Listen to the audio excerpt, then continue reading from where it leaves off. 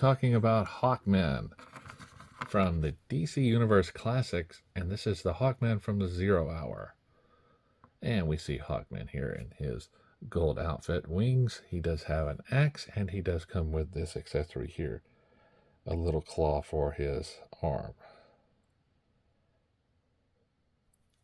So if we bring him in a little bit closer, we can see he has this snarling grin on his face. And he does have this nice axe. Hold on one second. Okay, guys. Yeah, the problem with being on call is you're always on call. So, if we look at his axe, we can see with this nice mace here with an axe inlaid. Definitely cool. We'll take a look at the JLA stand that it came with. Definitely big and bulky. Very nice. So as we look at Hawkman himself, we see the gold thing and the earpieces for his helmet, his armor and straps, and gold. He has these wrappings on his hands, and the wings themselves are just like the other version. This is just a little different color.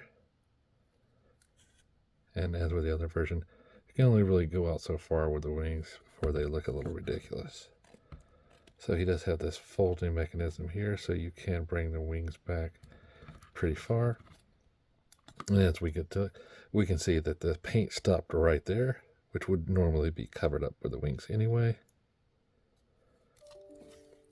Now, as far as articulation goes, this guy can look up and down, left and right. Not a lot up. You think he could, because he's flying, but he'd probably be hovering more than that. Now, as far as T-pose goes, he can still get a good T-pose, even though this shoulder piece is here, but it prevents the forward and backward motion. But the other arm does have that capabilities, and you'll see here he does have a bicep and a single bend and wrist rotation. As far as articulation in the waist, we get a little bit, but this shoulder straps prevent it. As far as the turn of the waist is also prevented, so he can get a good split going, and he can do pretty good leg movement. He does have a single bend at the knee and does have a thigh swivel lower part, and his ankles can rock back and forth. Now these guys are great on stands. You can make them into some good poses. Me, I usually have them flying like this or something like that, and has this here and then has the axe holding it. So yeah, it's a good figure. The axe right there is just a little bit loose in his hand, but if you can pose him just right, he definitely looks very cool. So before we get them all in the pose there, let's go ahead and bring down the arm, and then we'll go ahead and get him compared to some other figures. Put him back on the stand. And by the way, he does have 2 holes for his feet. Alright, let's bring that down.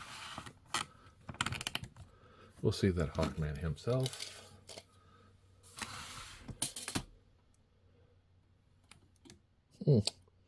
Comes in right at 6.5. His wings are 7, more like 7, just under 7. So if I bring in Duke and put him on the scale, we'll see he pretty much goes in line with him. So will Deadpool. If I bring in Affleck, we'll see that he is taller. So if I take this guy and put it back here. We'll do a weight scale and see that he comes in at 5.2 ounces. Okay. Well, there we go. Try to get it just a little bit more level. Having trouble today. Touched the thing so many times. So, final thoughts on this guy. Yeah, I love Hawkman. I love him. I loved him in the Superpowers line. Definitely a good figure. Definitely the angry one. So, as always, guys, like, subscribe, and keep collecting.